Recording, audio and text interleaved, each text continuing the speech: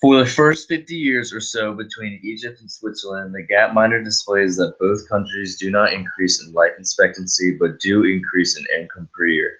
During this time, Egypt was slowly being taken over by the British during the Anglo-Egyptian War. The same goes for Switzerland income until about 1875 when they revised their constitution to allow it direct democracy by referendum.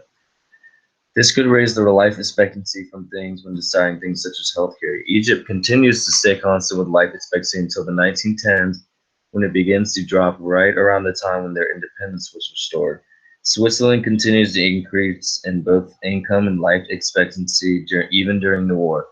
Around the 1920s, Switzerland begins its neutrality with the war and its addition to the League of Nations. For about 30 more years, Egypt seems to bump around the same spot in the chart until around 1950. Campaigns to reorient Egypt were taking place until Egypt, Iraq, Jordan, and Syria attacked the new state of Israel.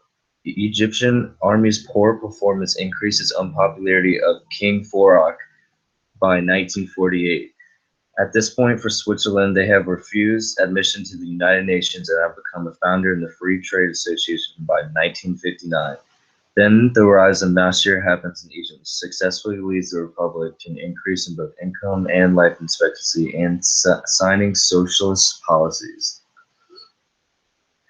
By the 90s, Switzerland has legally approved marriage between men and women and the women's right to vote. They have also restricted immigrants and foreign workers into their country. For Egypt, they have elected by now the third president who reimposes a state of emergency, restricting political activity, freedom of expression, and assembly in an attempt to liberalizing the economy.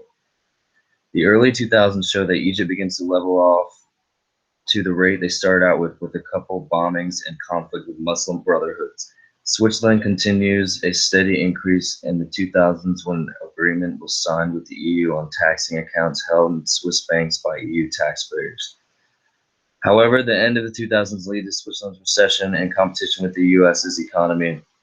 In the present day, Egypt faces attacks from the Islamic State, while Switzerland continues to make policy decisions through referendums such as deportation of foreigners who have committed serious crimes.